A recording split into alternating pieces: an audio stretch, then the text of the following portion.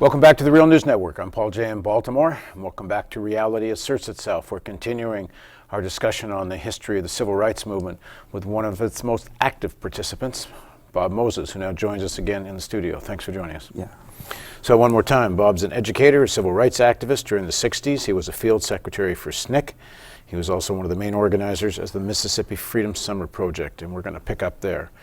So talk a bit about what the Mississippi Freedom Summer Project was and what happened. So here's how I think about it. I think basically we ran what I think of now as an earned insurgency, right? And we had to earn it at three different levels. One was the actual farmers and sharecroppers that we were working with. We had to earn the right to ask them to join us in this work because they were threatened, they were murdered, right? The next, we had to earn the respect of the Justice Department. But people. back up, how did you earn the respect? Yeah, so basically it was really, you know, every time we had to get knocked down enough times and stand back up. You was the organizer. Yes, right. Because you were asking people to risk their lives. We were asking people to risk their lives, so we had to show them that we were actually also willing to do that ourselves, right? So we did that just by getting knocked down and standing back up. So every time we got knocked down, we stood back up, right? So you do that enough, then people think you're real, right? It's not just talk, right? Then for the Justice Department, they didn't have to, they weren't required, right, to turn the jailhouse key, right? They were permitted to do it, but they weren't required, right?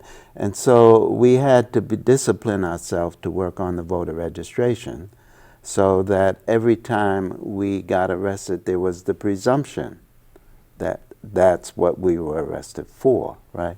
And then... Because if it was more a sit-in or direct action, you couldn't get that help from the Justice Department. Right, So they were not going to interfere around something other than voter registration. It's this little legal crawl space of the 57 Civil Rights Act, right? And then we had to earn the right to call on the whole country to come take a look at itself in Mississippi, right? Because yes, we were asking white students to come down into this danger, but we had earned the right by risking that danger ourselves, and thinking now, you know, this is an American issue. This is a constitutional issue. Right? This is not just black people's problem. And I'm assuming when a lot of white students came down, the media pays more attention. We saw that, right? We saw that in the fall of '63 when we ran Aaron Henry and Ed King, and we had students from Yale and Stanford come down, right? So we saw that if white students came down, then you got the country's attention. Right. So, you know, we had watched black people be murdered in Mississippi while we were working there, right? Herbert Lee, no one batted an eye, right? Even with Medgar, right? Even Medgar's assassination, you know, that didn't grab the country. That grabbed few people's attention in the country, but the country wasn't up in arms because Medgar was assassinated, right? But the white students come down, grab their attention. And when two white students get killed, that's a big story. Well, that was a big story in the context of hundreds of white students now being exposed to possible murder, right? And so that becomes, because all of their parents are flooding, right? The Justice Department, the Johnson administration, right? You need to do something about this, right? And so these are people who are operating within the political networks of the country, right? They know they're congressmen, they have access, right? Black people in Mississippi don't have any congressmen, they don't have any representatives to speak for them, right? So we're coming then, and what happens is that we're actually in Hattiesburg. We had this big demonstration. We had these ministers come from all over the country. Remember, Kennedy had announced a civil rights bill that he was trying to work through Congress, right? This is in the March on Washington in '63. He's gunned down in November 22nd, '63, right? We're having our Hattiesburg demonstrations in December of '63. And Bob Spike, he's a politician of the church also. So he's gathering these ministers, they're coming down and experiencing this firsthand. They're going back preaching to their congregations, and the National Council of Churches then is helping them organize busloads of people to go to D.C. to lobby for the Civil Rights Act, right? This is now in the winter of '63, '64. And SNCC is debating, should we have a summer project? And we're in Hattiesburg, and in the middle of that conversation, we get a phone call that Lewis Allen has been murdered.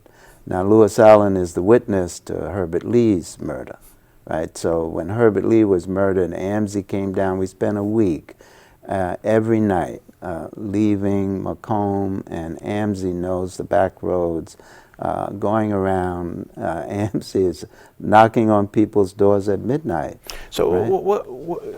what's going on in your own heart and mind? You go to sleep at night, you don't know if you're going to wake up in the morning, you know. Not quite, not quite. So it's guerrilla warfare. That's how I think about it now, but it really is guerrilla warfare. So guerrilla warfare, you have to have a safe base, right? So we had a base within, it's the only time in my life.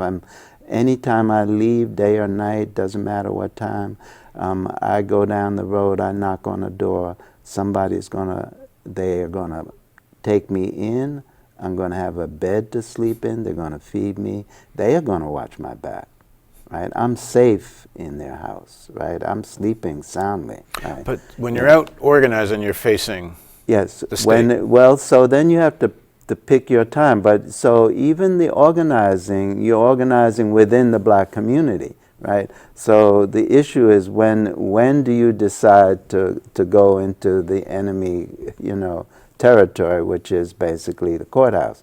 I mean, I'm not trying to shop downtown, right? I'm not doing any shopping, right? So it's when you make your move to take people to the courthouse, right, that you're in danger. But what I'm getting at is clearly you're risking your life. You're getting knocked down and standing back up. Well, so look. Some of your colleagues are getting killed. Right.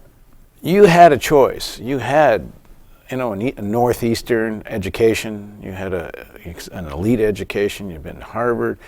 You didn't have to be doing this. I did. I did. What? In other words, I had to decide how I wanted to live in this country, right? And so I was part of a small group of people that decided we were not going to live in this country unless we could change it, right? So it was much my choice. I felt I was in as much of a position as those people we were working with. So tell us more about the summer. Well, so when Lewis Allen is murdered, I go back and I throw my weight in for the summer project, because when Herbert Lee was murdered, all we could do was commit ourselves, right? But now Lewis Allen is murdered, right? We have the attention of white students from different parts of the country. We have the attention of the National Council of Churches and these ministers from all over. So we are actually able now to mount an insurgency in Mississippi that we couldn't do 3 years before, right?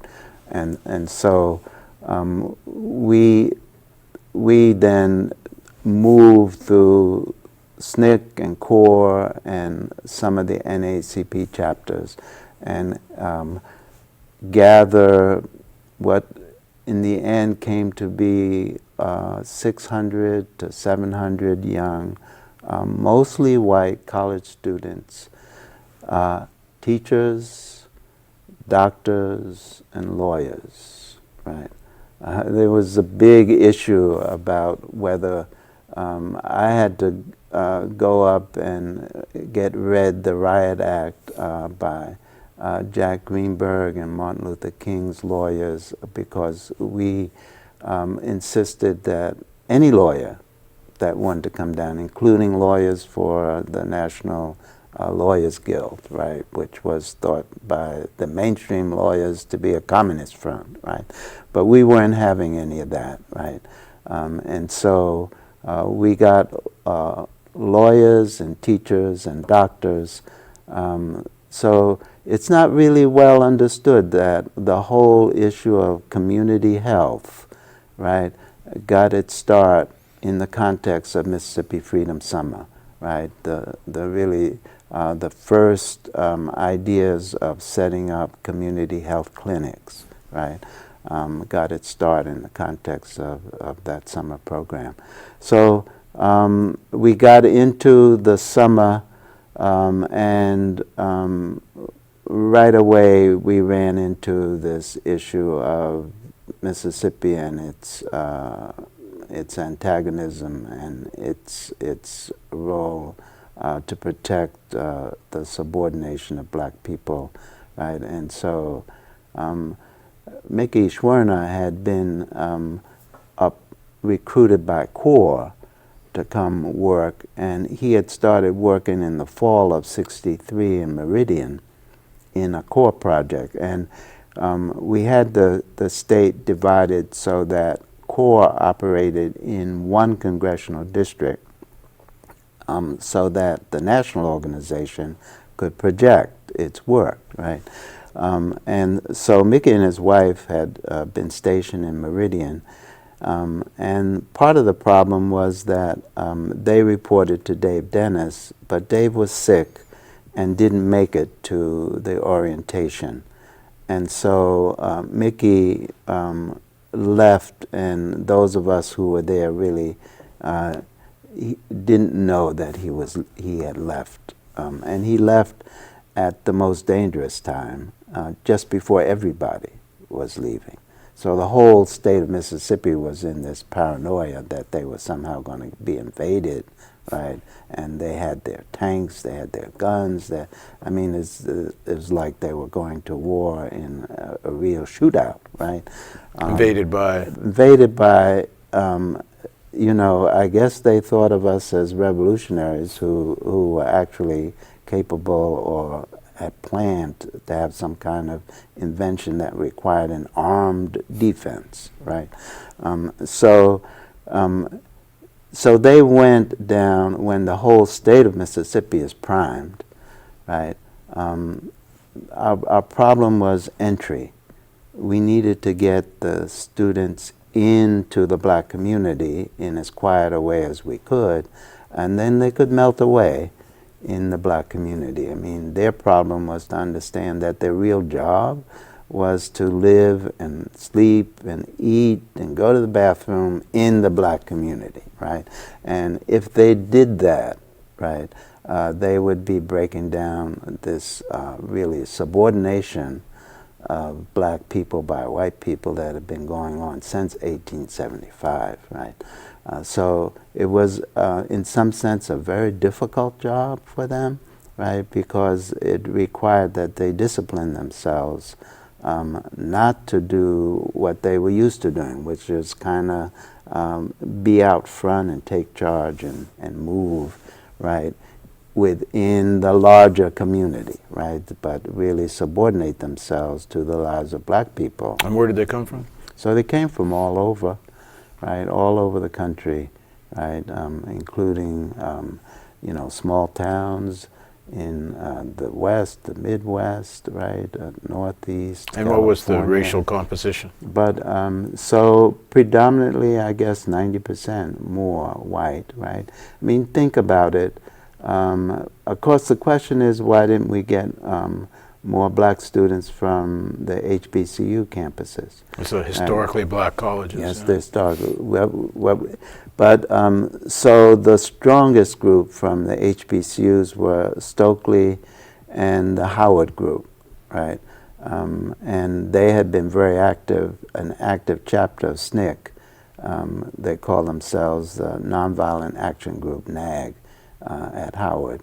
And so they came down and actually manned and were the group that kind of ran the Delta part of the operation in the Mississippi Delta. So, but what's the answer to that question? Why weren't there more black students coming down? Yes, so the answer to that question is what the black students in the HBCUs and their orientation to the movement.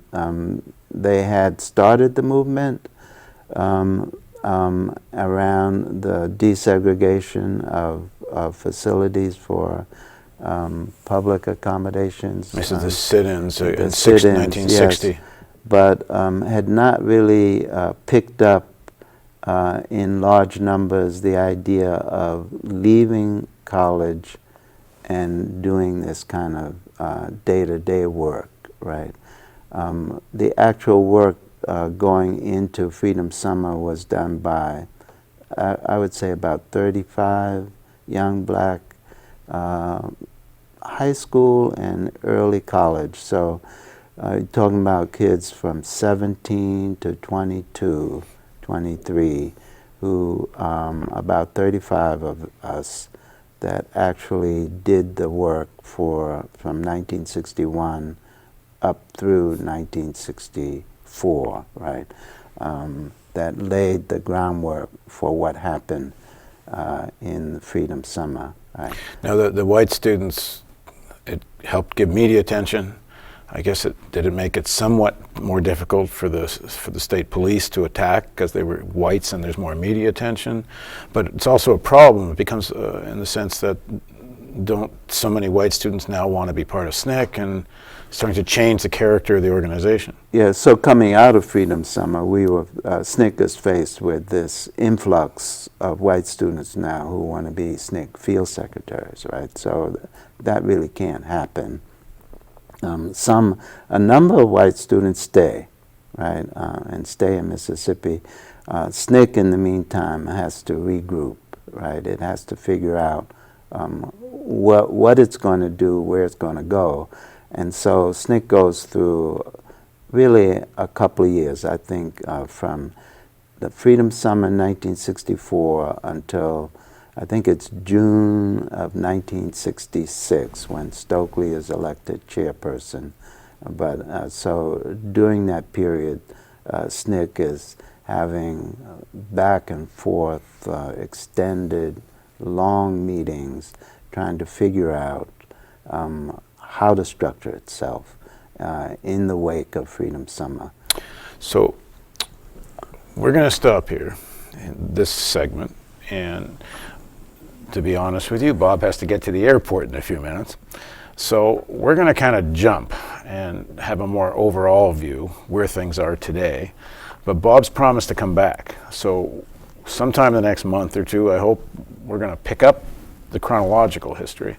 But in the next segment and the final segment of this series, but as I say, there's going to be more, we're going to talk a little bit more about some of the broad themes. The basic question being, what's happened since 64, and where are we today, and where is the movement for civil rights, for liberation?